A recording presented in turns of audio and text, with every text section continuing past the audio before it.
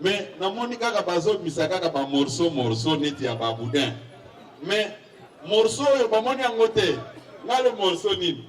Atinelinga boye na moni place na zoro bagano. Obete la église catholique maboko makasi. Alors mes points bazo balancer qui veut nuire cherche toujours des échappatoires. Ceux qui jouent à marquer bi Congo mobimba to sepela ka totuna ke kolo na été. Ezabo été. Mais à ma grande surprise, nayoki lelo tobwaki expertise na méritocratie pembeni tokoti makambo ya bikolo. Comment yo kozwa tant wana obanda ko critiquer à tout moment. Biloko wana nde faire énerver biso ba combattre IDPS. Mais faire énerver biso te tokende kobuka nani ambongo te. Si toki soki to lingi to manifester to kosala et puis tokende des personnes te. Tokenda ka mobondo.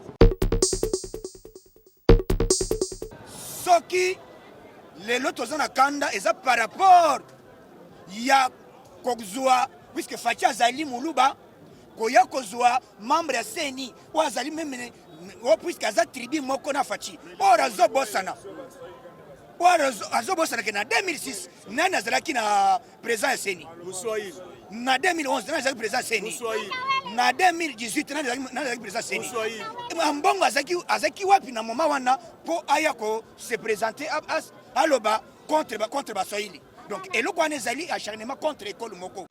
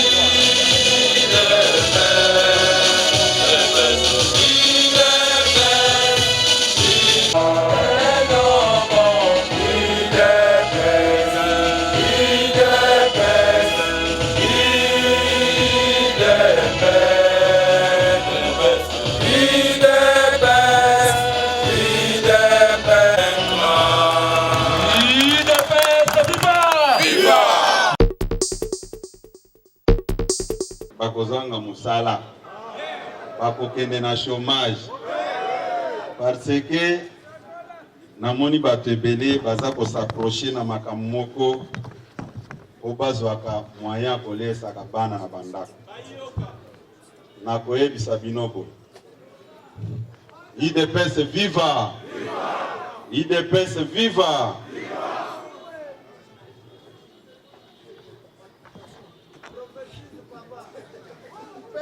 Bon, makambo ngoto koselango après to banana na. Lelo bakozanga musala. Musala nini? Musala ya songi. Musala ya oye awa. Tosali communication na biso pendant 1h30 mais yo zwi kaka 10 secondes au résumé matinée na biso nyonso. Au lobby, vraiment, Nasali Moussala. Ce n'est pas important. Mais tokolobela ba makambo nyonso awa lelo puisque eza normalité. Nakanisi semaine auto uti koleksa awa obengisaki ba représentant na biso na ba province bayaki awa pona kozwa ba instruction na niveau ya hiérarchie na biso ndenge toyebisaki bato ebele biso toza préoccupé na élection na 2023. Il faut élection et salement na 2023. Mais je me rends compte que les gens sont en train d'aimer une chose et son contraire. Ba débat o eza ko selima. D'ailleurs, ebele babangisa kinga lelo. Ba ebisi batindi ba message ebele na ba réseaux sociaux. Secrétaire général, ba kotinde lo batukuna. Ceux qui ont sali kaka boye bako abattre yo na matinée ya lelo. Ngai na ebisi bango boye.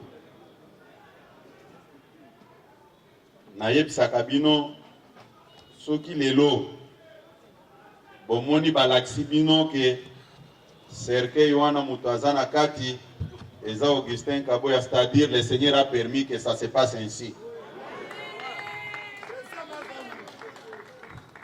Vie ya mutu nyonso Nzambe nde azaka na dernier mot. Ça ne sert à rien ya kobangisa nga kokende kuna te. Na répondaki bango ke na kokende na kosala pe matinée wana oyo akozwa risque ya kokota na kati etali ye etali nga te. IDPS viva. Omonaki bamwa oyo elekaki awa tozaki na batourne na baprovince mpona koredynamiser parti na biso na koinstalle bakomite fédéraux ya sika koprésenter banouveau dirigeant ya parti. C'est ça notre mission, c'est ça notre travail. Ce qui est à la makambo ya Covid te mbele tozo continuer na musala wana. IDPS viva. Tosali yango, mais to se rendre compte que bato babando pesa makanisi ya mabe baza ko attribuer ba intention ya mabe pa tata mokonzi ya ekolo Tshisekedi a peur des élections, Tshisekedi prépare le glissement, batu bango moko moko tango bakomi na moment ya kotia cadre moko approprié pour surveiller le processus électoral, babandi lisusu ko discuter sur bikolo. Te tolingi ekolo boyete. Tolingi ekolo boyete. Mais namona katango léopard eza kopeta. Ceux qui jouent à marquer bi Congo mobimba to sepela katotuna ke ekolo na été. Eza boyete. Mais à ma grande surprise, nayoki lelo tobwaki expertise na méritocratie pembeni tokoti makambo ya bikolo nako loba boy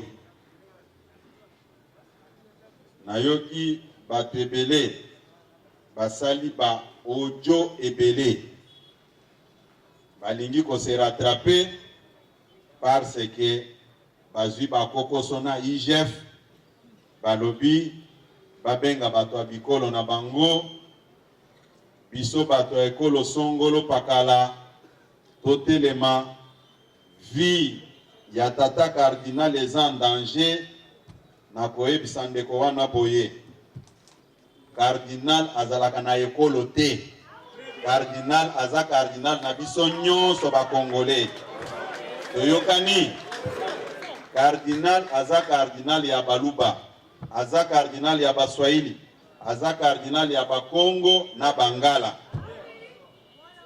Vous ne pouvez pas ternir l'image d'un cardinal pour vos intérêts politiques de cette manière.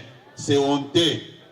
On peut avoir des divergences de vie, mais bon, même à débat, wana si le plan clanique tribal T, le cardinal est cardinal de tous les Congolais.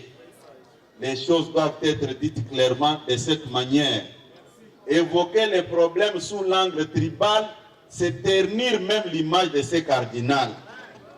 Ce n'est pas correct, c'est immoral même. Les gens pensent qu'ils peuvent se rattraper derrière cette affaire. Ce n'est pas sérieux. Le cardinal n'a pas de tribus, n'a pas de clans. C'est un cardinal pour tous les peuples congolais. S'il y a des divergences de vie entre cardinal et un Congolais, cela ne vous donne pas le courage de faire des audios après avoir été chassé dans des entreprises où vous étiez responsable. Vous pensez qu'en parlant de cette manière, le cardinal va vous applaudir. Au contraire, vous avez terni son image à cause de ces discours-là. IDPS viva! IDPS viva! Comme je l'avais dit le dimanche ici,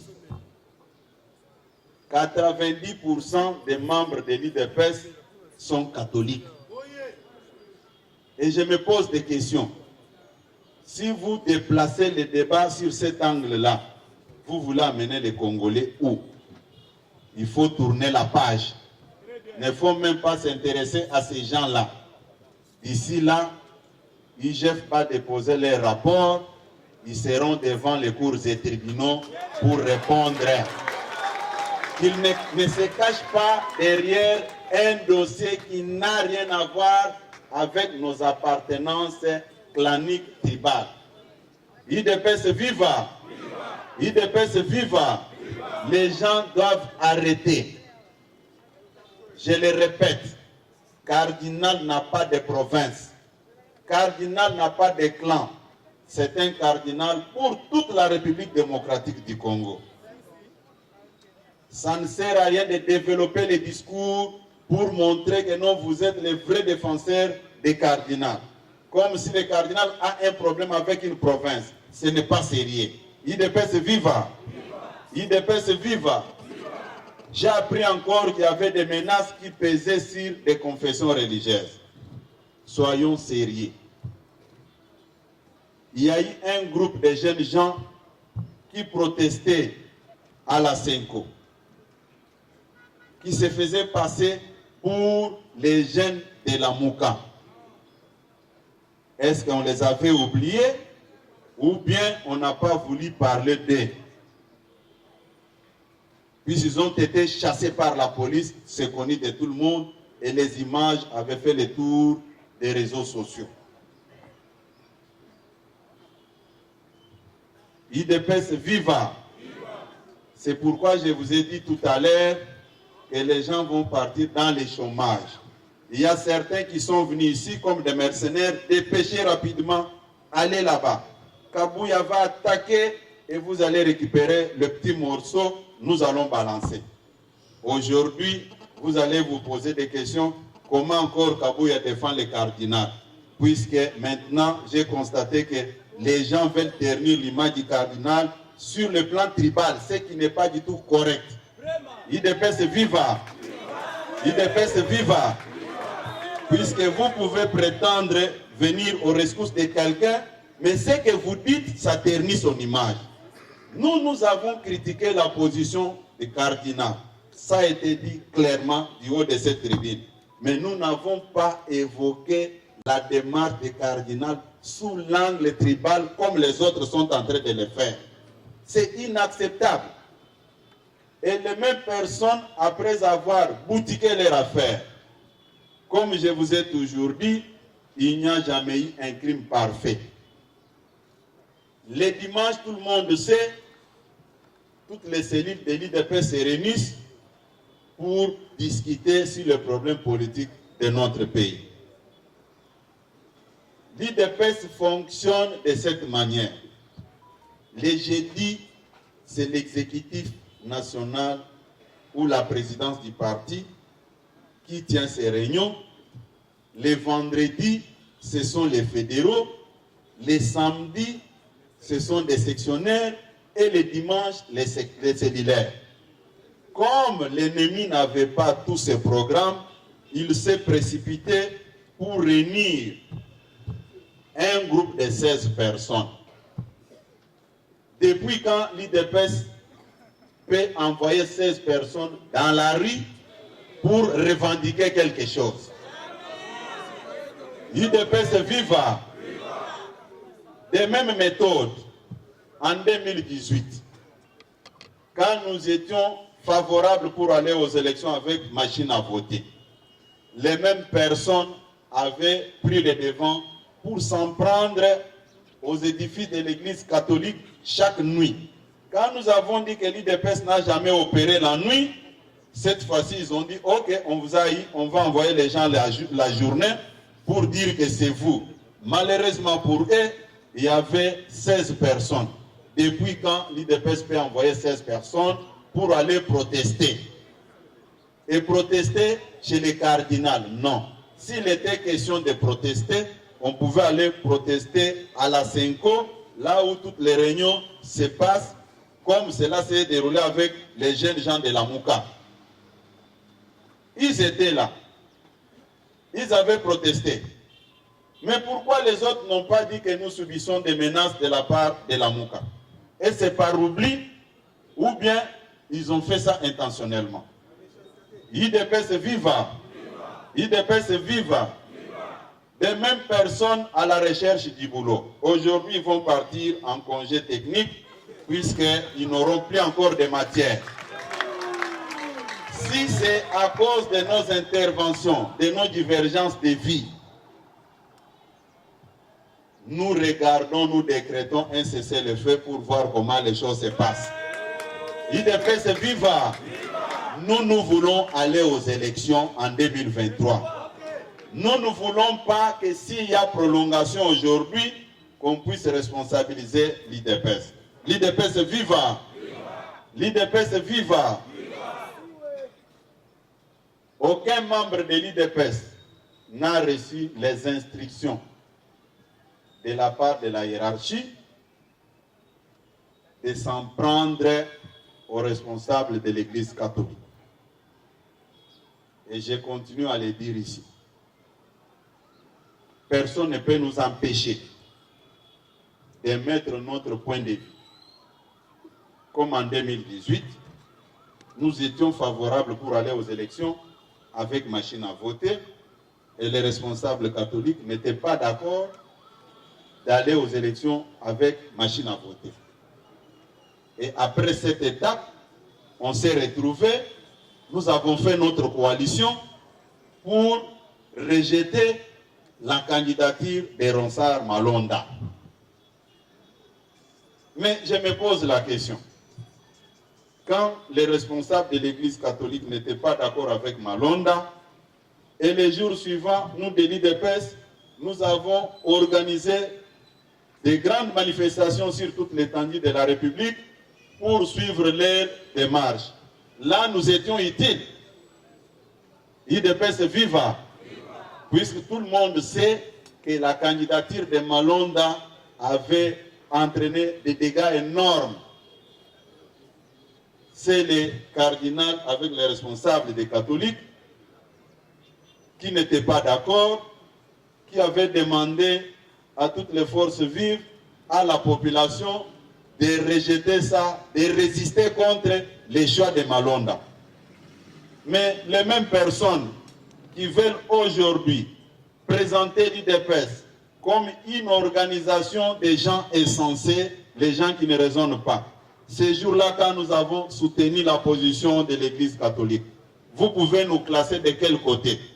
Des gens intelligents ou bien des gens insensés? C'est pourquoi aujourd'hui, les amis doivent aller chercher un autre job, puisqu'il n'y aura plus encore de matière de créer des polémiques inutiles.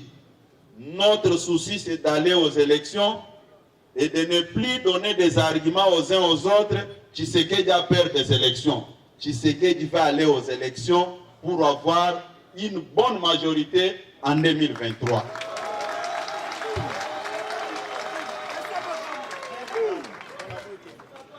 Ce n'est pas pour rien que nous avons demandé à tous nos responsables de nos structures de base d'être présents. Nous allons vous présenter tous les responsables ici présents qui ont déjà reçu certaines logistiques du parti pour faire leur travail. Au moment où vous passez votre temps, courir derrière un $50, $10, aller rencontrer des mensonges dans les médias, nous travaillons. En 2023, nous le disons, nous allons partir aux élections. Il n'y aura pas d'excuses en 2023. UDPS viva! Le président de la République travaille sur ça.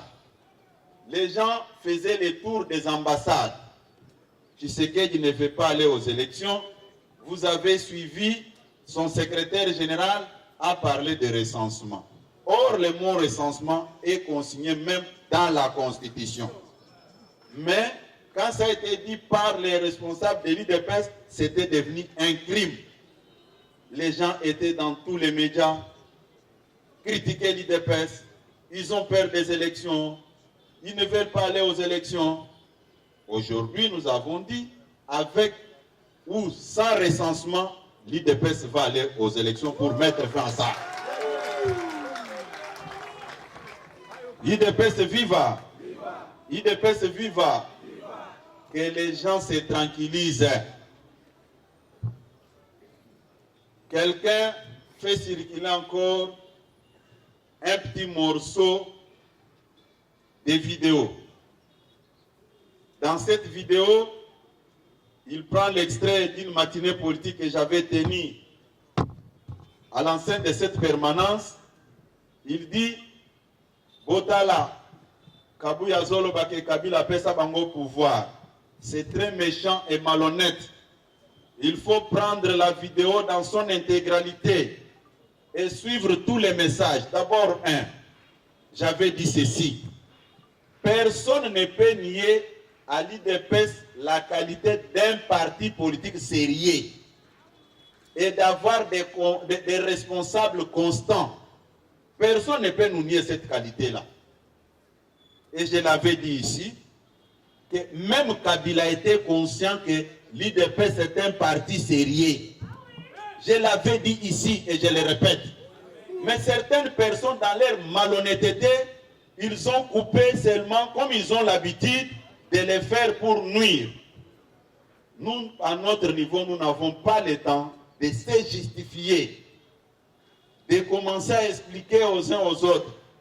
Je pense que certains, comme ils sont là, ils disent, mais Lelo allié Nini. Non, n'allié Lelo comme mon côté. C'est toujours la même personne qui est devant vous. Je suis secrétaire général, j'assume mes responsabilités et tout mon propos. Je n'ai peur de personne. Quand je suis d'accord avec vous, je vous dis que je suis d'accord. Si je ne suis pas d'accord, je vous dis que je ne suis pas d'accord. Est-ce que vous avez malam? Vous avez malam? Vous me mettez la maboko bana Félix Tshisekedi.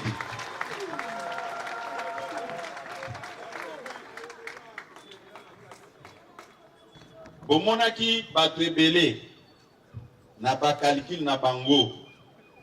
Babandai kolobanini. UDPS et cause de difficulté pour nous présenter ba candidat na bango na moment ya maponomi. Mandat spécial. Mutu nyonso na waza membre ya UDPS akomaki expert.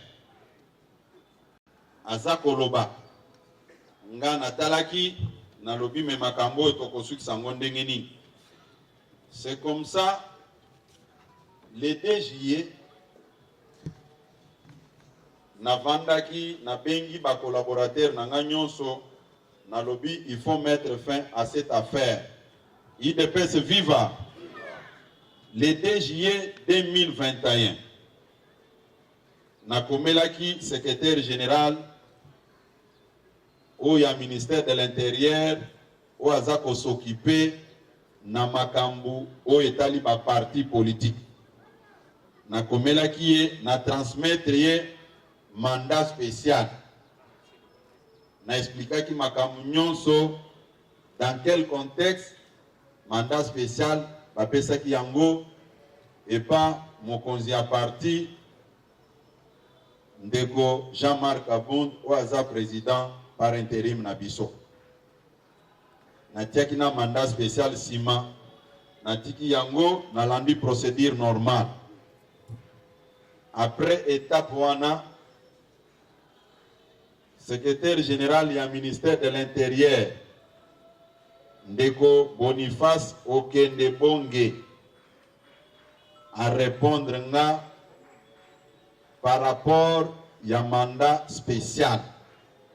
Et puis à préciser à l'Obi Boye. Tozalaki na confusion awa puisque tozwaki mandat spécial te. Mais nandenge au présenté makambo na bwanya nyonso. Na moni confusion o ezalaki na niveau ya administration na biso.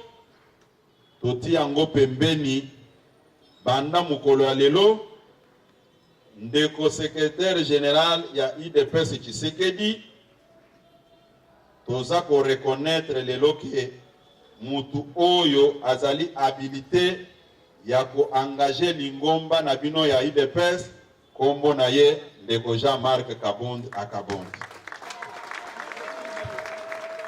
nde bakomaki mukanda oyo batindelinga yango ba préciser malamu na mboka na munoko ya lopoto à monsieur secrétaire général de l'IDPS Tshisekedi, parti politique en République démocratique du Congo. Bomi bete la maboko makasi bana Tshisekedi. Batu mususu ba misala ki ba expert. Ndenge ba misali ba expert lelo. Balobi boye IDPS ekozala na kokoso nana ko engager IDPS nana ko sala boye mikanda ngo tokopesa ngo ba fédéraux na biso ndenge tostopesi bango ba biloko bazali nango posa tokopesa bango lelo mikanda wana po bakende nango bisika oyo bavandaka. IDPS viva! IDPS viva! Nazako ebisa bino likambo mosusu. Namonaki tango na ebisa bino lelo ke batu ebele bakokende chômage, bakokende na retraite, nayokaki batu basali ba Twitter, basali ba communiquer, bazako protester avec toute dernière énergie pour mutu nyonso protester kaka na dernière énergie. Balobi bakei ko attaquer bandako ya bamumpe o ezali na Kasai. Mais Nzambe merci bamumpe o yakuna balobi awa makambo yo ekomelaki biso baza koyiba ba statue ya Sainte Vierge Marie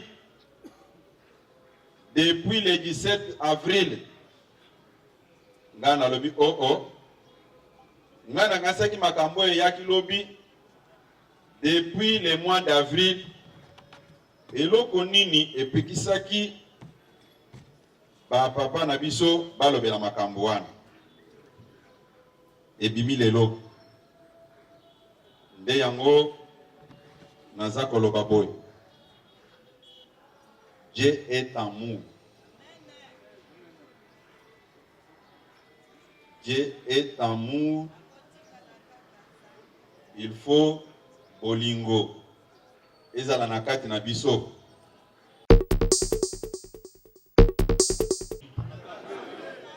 Aza katange. Soki tolongwe wana toke na chef d'état-major général ya armée aza colonie aza katange. Là il n'y a pas de tribalisme. Soki tolongo wana tokei na inspecteur général ya la police aza colonie.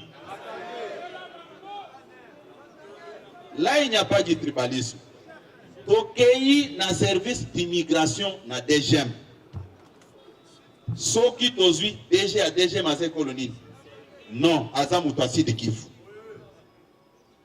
Soki tolongo wana toke na service de renseignement na ANR. Numéro 1 ANR aza colonie. Aza mutu abandon. Vous voulez me faire croire que au Kasaï il n'y avait personne qui pouvait faire aussi ce travail là? De quel tribalisme dont on parle? Tolongo wana tokena Assemblée nationale. Président ya Parlement Congo aza écolonie. Bon, tolongo wana IDPS viva. Tokena Sénat. Président Sénat est écolonie. Mais les gens là, non, c'est Sid Kivu. Les gens là qui parlent du tribalisme, hein,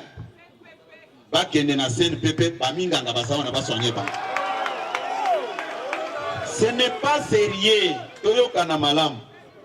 Même Bato Baza Kolanda Biloko Wana, ils ont ça la passe na motema. Ils ont ça la passe na motema. Mais je vais clarifier une situation là-dessus. Batie Bato Wana teke po Baza Bato Ababikolo Boui. Batie Bango par rapport à l'expertise, na bango na compétence na bango. Les choses doivent être dites clairement comme ça. Au lieu à Koloba, oh Batie Boy, oh Félix Tshisekedi, oh tribaliste, ah Tieboye, Palou Babaza Bisika Nyonso, Palou Babaza Boye Boy. Non. Eza malamute. Eza malamute, Zambe alimbisa batu wana. Biso nyonso toza basumuki, Zambe alimbisa kabiso.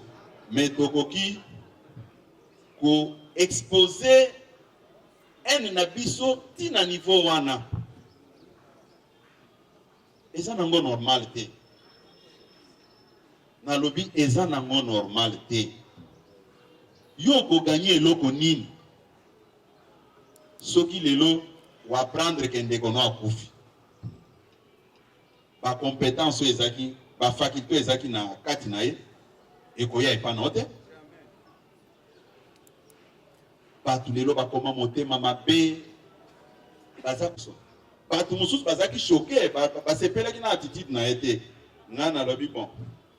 Soki Nzambe oyo azosenga biso tolimbisana. Mutu alongo Équateur kuna musikati ayeti Kinshasa. Aye ko s'excuser pananga. Pour quelle raison na ko maintenir kaka suspension na ye? Il faut na lever suspension na ye. Na lever suspension na ye. Moni ni moko esalama mukanda suspension ngope ebongi lisusu. Na leme o kindogite bazo lokayete. IDPS viva.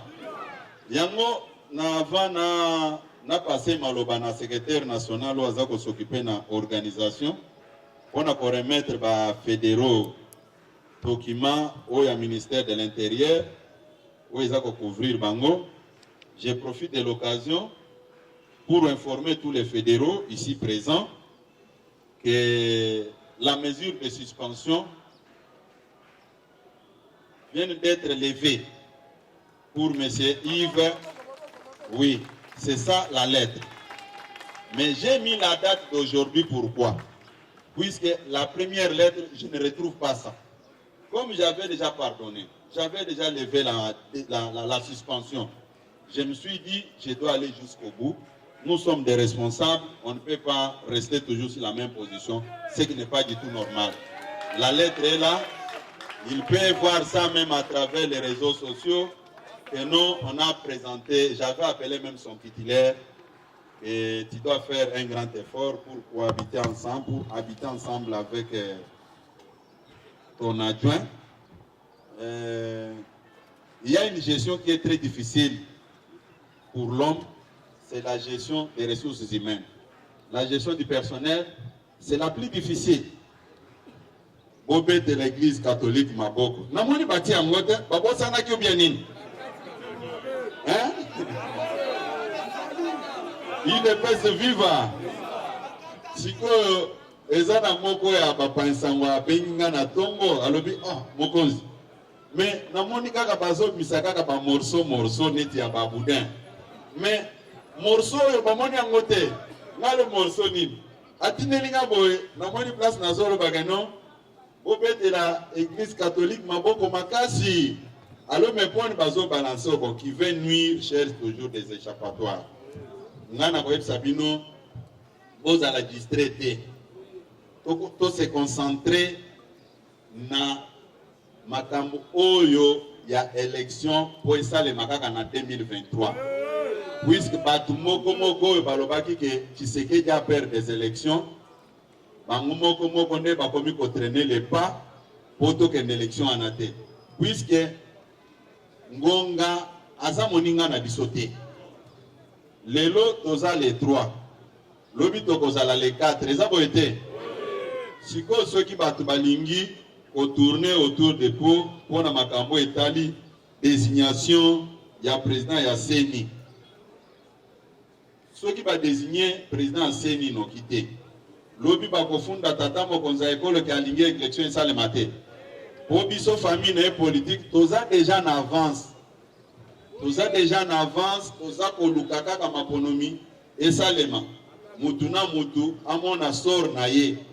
Makambo ya kokende kosala ba bourrage des urnes wana abo mutu na mutu akolakisa oyo ayebi.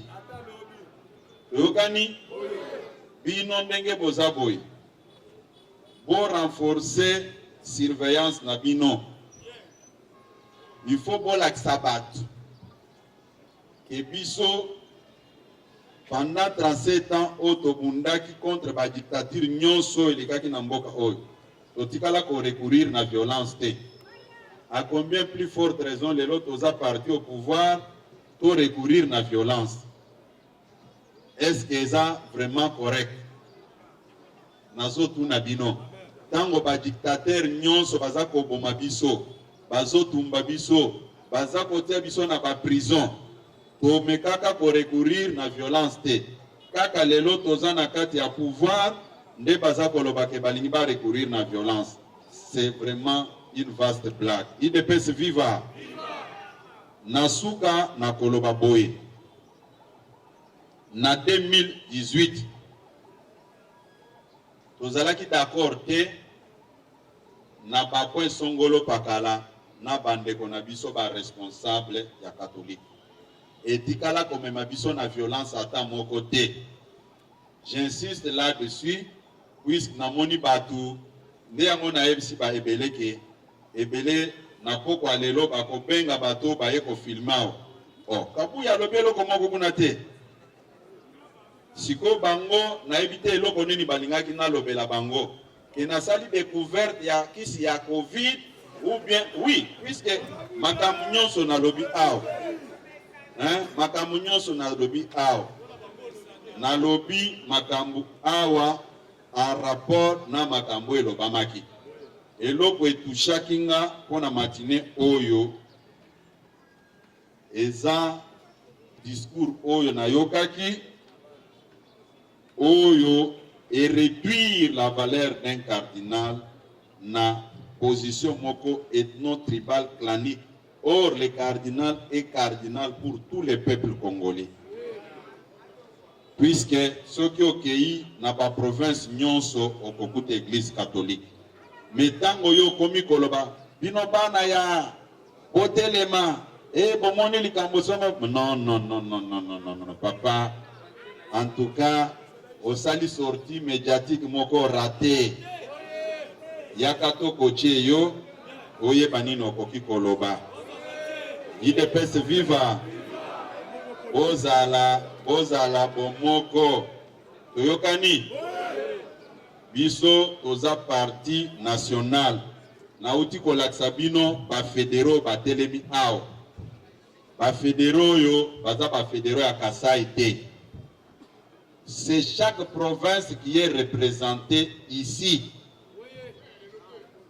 Batu oyo baza ba fédéraux ya lelo te.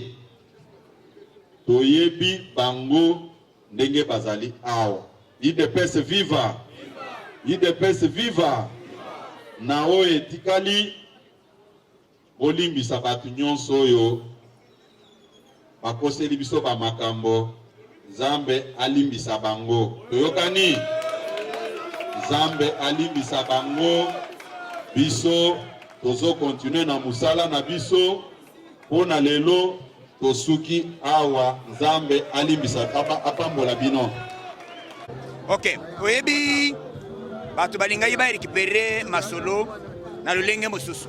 Biso tolobi bien majorité. Ya bato basambelaka na église catholique ezali ba combattant ya IDPS. Donc message ezali que bato balingi ba créer va politiser l'église catholique contre l'IDPS. Or, bato, oh, bazali mingi. Na kati ya église catholique, ezali ba combattant ya IDPS.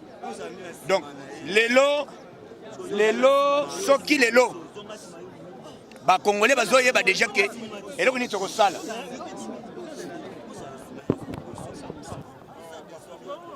Donc, lelo, bato nyonso bayeba bien que biso IDPS tobanda kate toyaka nde kosi kolanda ba oyo elobami déjà. Donc toyaka na légitime de défense. Donc biso tobandaka te soki bango babandaki te contre chef de l'état puisque CG jamais kobima alobaki te mais ambongo alobaki boya asalaki boyi bino mutu bozaki ba témoin. C'est que monsieur cardinal ambongo asalaki na matanga ya nani ya Mosengo. Est place ya matanga eza place ya komisa discours pour na attaquer pouvoir en place. Chef de l'État y est rendre bino visite atiki musala na ye azali pe président Union africaine atiki tanaye aya rendre bino visite dernier hommage. Comment yo kozwa tant wana obanda ko critiquer ya tout moment biloko wana nde faire énerver biso ba combattant IDPS. Mais faire énerver biso te tokende kobuka nani ambongo te si toki soki tolingi to manifester to kosala et puis tokende deux personnes te tokende na mobondo donc biso tozaka tout près ya ba combattant IDPS viva bazo créer loko balo bakete lokola catholique a collaboraka na ba ambassadeur na ba to ba multinationaux po ba yokana balo batitale motongo obini bolingi bolo azolinga sa sélection te tala bandi crise abandi ko attaquer ba église catholique abandi ko attaquer bazolinga nde dialogue. Or na moment biso dialogue ya nini dialogue et puis ba ke musika lisanga bundoki oyoki alobi kete baza prêt ya kolinga tokende dialogue pona nini biso to ba église te biso za parti politique. Ba pesi bino temps bokende bo s'organiser bo pona muntu moko oya ko représenter bino comme ba confession religieuse ya biso zanini. Donc nenga bazaboye bazoko kate bango bakei muto baponi et puis eloko pesi biso lisu kanda soki le tozolo ba seja kokolo ba yango te mais ngai nazolo ba yango ke ezaboye soki le loto zona kanda eza par rapport ya kokzwa puisque Fatia Zali Muluba koya kozwa membre ya CENI ou azali même ou puisque aza tribu moko na Fachi or azo bosana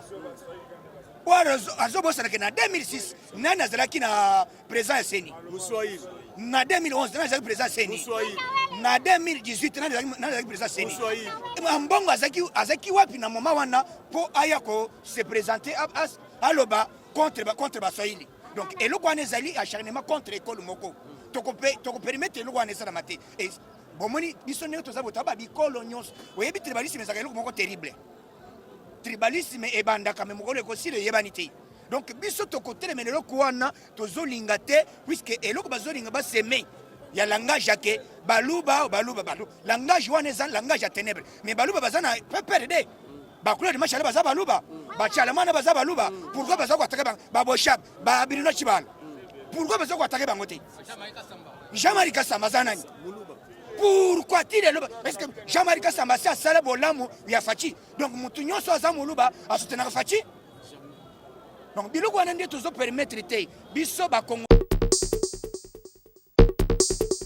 Abonnez-vous sur notre chaîne, cliquez sur la cloche de notification pour ne rien rater de nos publications.